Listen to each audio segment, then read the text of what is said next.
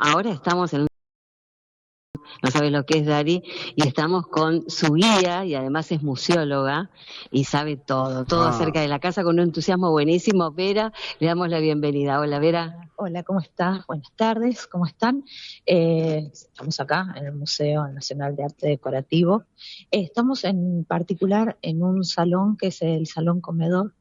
Eh, Cada salón en este museo tiene un estilo en particular. En este es como una especie de reflejo de Versalles. Es un salón estilo Luis XIV, que incluso lo tenemos acá, a Luis XIV en persona. Como pueden ver, la característica que tiene el salón es la decoración en las paredes, justamente, que tiene todas estas paredes de mármol, estos mármoles que son de la mejor calidad de mármol de Carrara que se puedan imaginar, muy variados por el aspecto, por los colores, sobre todo, que están combinados entre rosas, verdes, marrones, beige, que si uno dice sí, los colores son un poco raros, y sin embargo, fíjense qué armónicos que quedan. Fíjense también, hay dos pinturas así como muy importantes, muy llamativas. Bueno, lo que está mostrando Pablo es justamente, son unas esculturas que son de madera, aunque parecen, Parecen de metal. sí, o bronce o yeso, Sí. pero son de madera. En realidad eran como unos estandartes para velas, para unos fanales. Son de exterior, aunque son de madera, pero se pueden ver, son antiquísimas, y son divinas, es un par. Las entraron justamente por una cuestión de conservación por el material que son, pero son para exterior. Y estas pinturas así súper llamativas y decorativas, él está con el detalle de los mármoles, me parece, con las luces. Ahí Sí. llega a mostrar las pinturas, en ese caso es la cacería del jabalí, son de Alfred de Dre, era un pintor muy amado y conocido en la década en 1830, por esos años en Francia, y él se dedicaba justamente a hacer este tipo de escenas de cacería. Y están acá, realmente son bastante, hoy en día las vemos como un poco turbulentas, sobre todo, fíjense que en la cacería del ciervo tiene hasta una lágrima, la lengua afuera, es decir, toda esta jauría de perros realmente le están haciendo pasar un mal momento al pobre ciervo y al jabalí lo mismo, pero bueno, era una manera de mostrar que en este salón se iba a comer de esa manera, a lo así, como si fuera una comida súper importante, ¿no? Acá por lo general suele estar armado con una mesa estilo Luis XIV, sillas, sillones, y en este caso lo que estamos viendo es una muestra de Laura Orgoyen, que justamente se inauguró ayer, y está armado por eso también un comedor. Ujú. Como rindiendo un poco el homenaje al comedor que suele estar acá armado. ¿Está armado actualmente fuera de la muestra, el comedor? El comedor siempre está armado, a no ser que venga una muestra que ocupa un poco el lugar, pero si no, suele ser el patrimonio normal del museo, el que está permanentemente, la muestra permanente, con ese juego decorativo que va justamente con el estilo de cada ambiente. Y los tres ventanales, en este caso enormes, dan justamente el jardín. El jardín, obviamente, es un jardín francés, y si se pudiera ver, verían que hasta tiene una fuente en el centro, es un jardín, obviamente, así bien francés, que es Tipo Luis XIV. exacto, bien tipo Versalles. Y la fuente, se le llamaba la fuente de los cisnes, porque los errázuriz en verano tenían cisnes que paseaban por el jardín, era parte de ese ambiente así bien bucólico que veían mientras los invitados comían, o almuerzo o cena, lo O que fuera. cena. Claro. ¿Cómo era la vida de los Errázuriz Alvear? ¿Cómo era Josefina? ¿Se cuenta algo de cómo era Josefina, cómo era él? Si era muy amorosa porque tenía que atender a diplomáticos. ¿Cómo era la vida, un día común de esa pareja? Tal cual. Bueno, eso nos quedó escrito, sobre todo en toda la conexión que hay de ellos, epistolar que hemos encontrado, las cartas. Bueno, y ahí tenemos la forma que tenían. Eran por un lado muy sociales, pero a la vez, justamente porque él era el diplomático, eran muy reservados. Ella era una señora, ella era un poquito más grande que él en este matrimonio, esa es la parte interesante o no, pero ella era unos 7 años mayor, así que era una señora muy seria. Él aparentemente como diplomático chileno era muy simpático, seductor, era un encanto de persona los dos. Como matrimonio, supuestamente, suponemos que en la vida social deben haber marcado así un poco un estilo sobrio pero elegante, como habrán marcado tendencia en su momento, suponemos. Por lo escrito, sobre todo las veces que viajaban, los invitados que tenían, que después opinaban.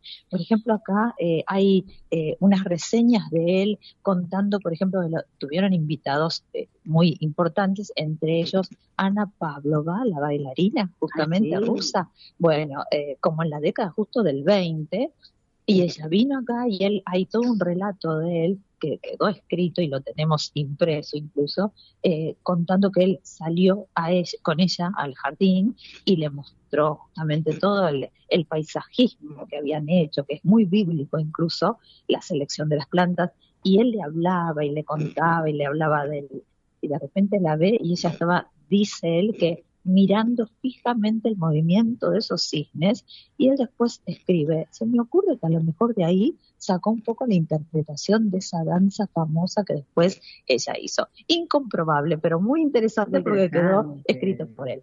Así que esos y otros, gente diplomática de la política y eso que han venido acá y han estado no solo comiendo, sino charlando en el gran hall, que era como un gran living, como un salón de lectura también.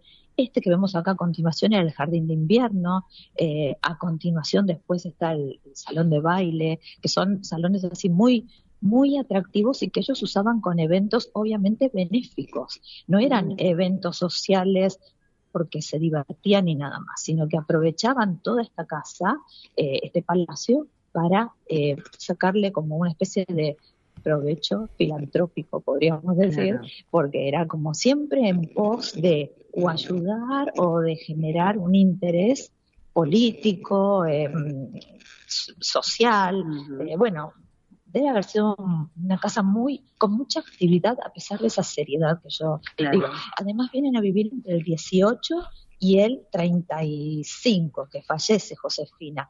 Y no hay que olvidarse que entre el 22 y el 28 el presidente de la nación era el primo de Josefina, que era Marcelo T. Alvear. Entonces, por ese lado hay también mucha movida entre diplomática, política. Claro, mucha política y además muchas personalidades célebres en esta casa. Exactamente, eso se nos ocurre y no tenemos tantos registros gráficos, sino por ejemplo un baile que hubo en 1922, de baile para beneficio de unos padres, no me acuerdo si eran benedictinos o de dónde, pero siempre en pos de ayudar. Ella era dama de beneficencia. En el primer salón que van a ver cuando ustedes ingresan a la derecha era el salón de Madame, es el salón donde ella recibe a sus contactos, amigos, o la gente esta para la cual trabajaba.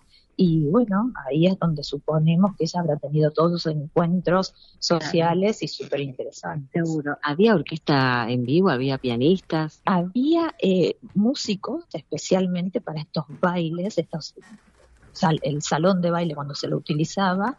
Dicen que si había en un rinconcito había pocos invitados, se ponían, por ejemplo, 3 cuerdas a lo mejor, y si había muchos más invitados, los músicos estaban ubicados en el jardín de invierno y la música iba hacia el salón de baile. Ocupaban un lugar un poco más reservado para que la música llegara.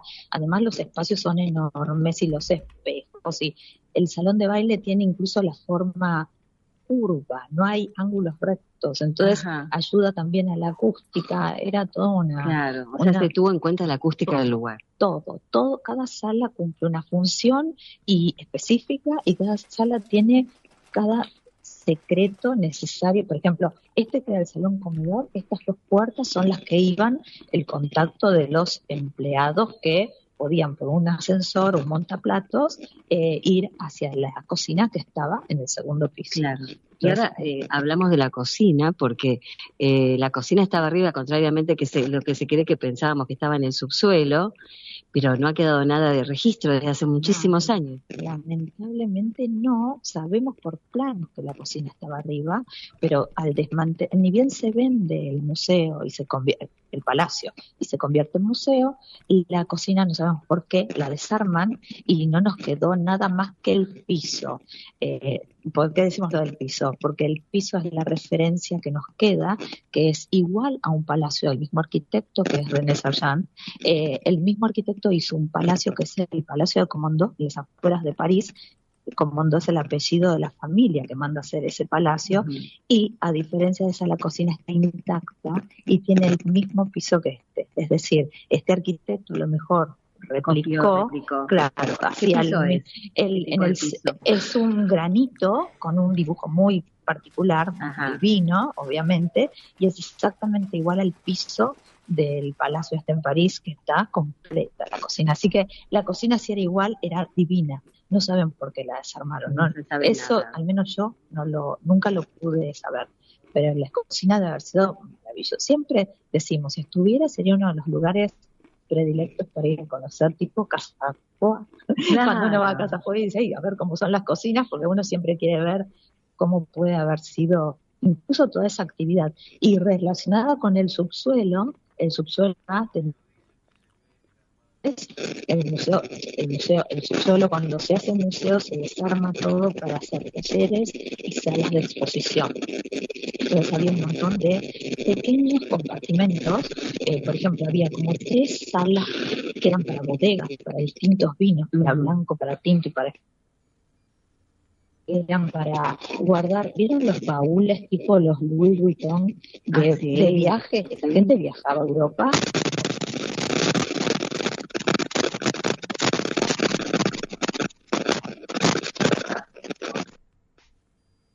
¿En barco o en el barco?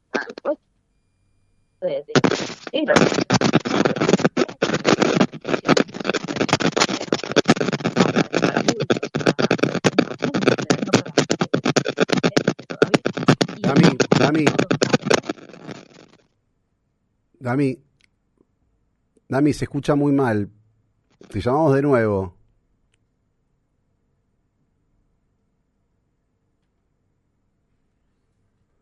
Bueno, ahí está, se complicó un poquito, estábamos escuchando muy interesante todo lo que contó Vera Diego, la guía y museóloga del Museo de Arte Decorativo, era súper interesante, pero bueno, en un momento se complicó la transmisión, así que preferimos cortar para que no sea molesto para el oyente. Ahora estamos tratando de retomar la charla porque era un momento, estamos hablando de la cocina, ¿no?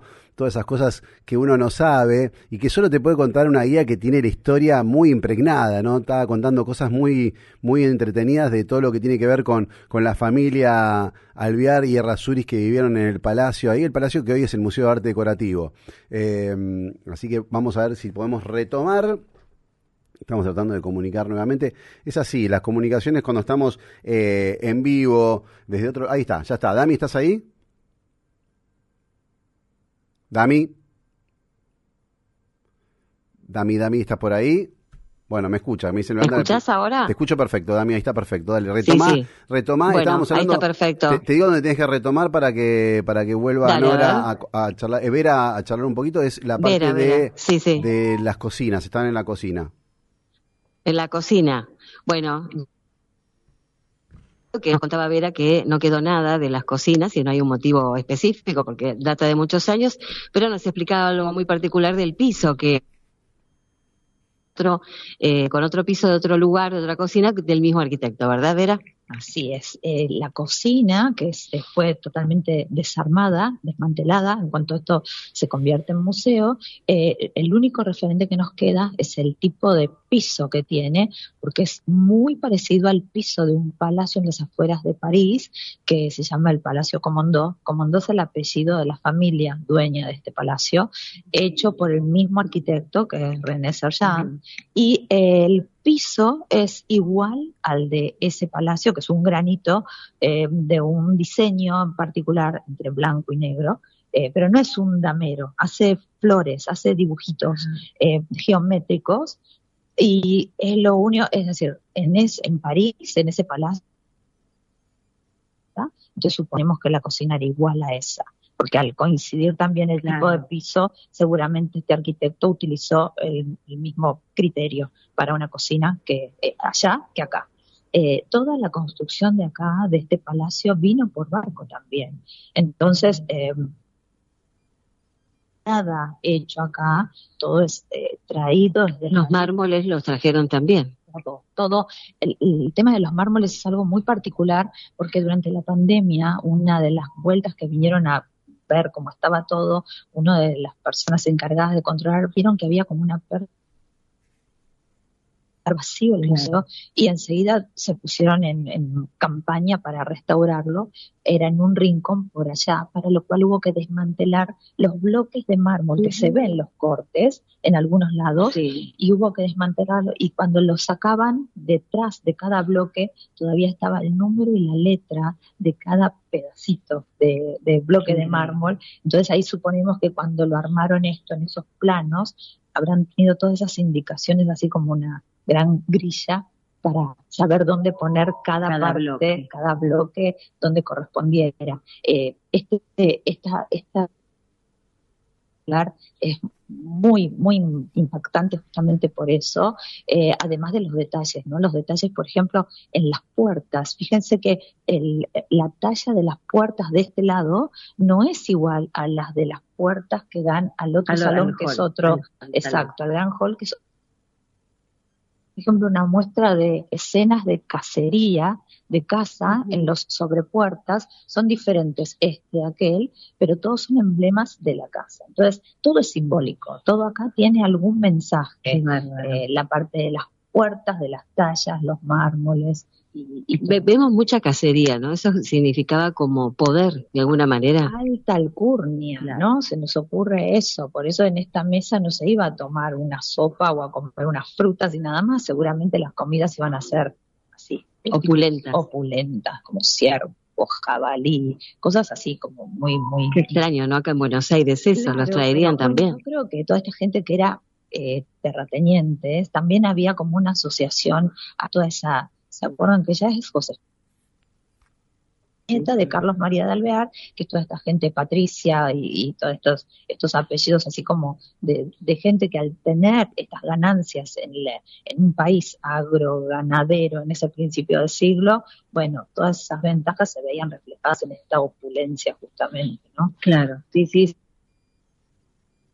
Va a haber actividades, ¿no es cierto? Este jueves y viernes. A mí me toca la del viernes, que es apasionante, porque me toca a las 5 de la tarde hablar sobre una selección fantástica que se hizo a 2 o 3 años ya sobre moldura. A partir de una fábrica que había cerrado, que nos avisaron que estaban cerrando, y tenían todos estos moldes que los iban a tirar, y fuimos a rescatar los que más se parecían al estilo decorativo de este palacio o de otros.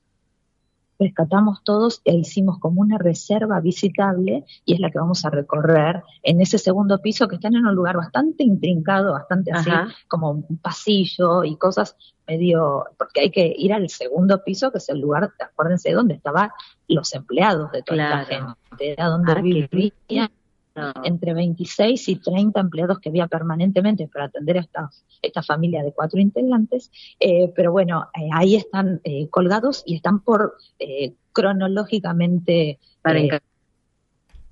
O sea que esta actividad va a ser el viernes a las 17 horas en el Museo de Arte Decorativo, a cargo tuyo, Vera. Sí, la visita es así. Después también Marcela va a dar, creo que una mañana, súper interesante, pero no sé qué parte le toca. Así que después, claro, cuando hablen se van a enterar. Gracias, Vera, un encanto. Gracias por contarnos tanto esta historia y todas estas curiosidades de esta familia tan poderosa, patricia de nuestro país. Tal cual. Bueno, gracias a ustedes y los esperamos.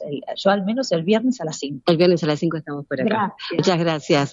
Darío, bueno, hermoso lo que nos contó, y vamos a seguir recorriendo este hermoso Museo de Arte Decorativo, que además con todas las curiosidades que este lugar nos muestra.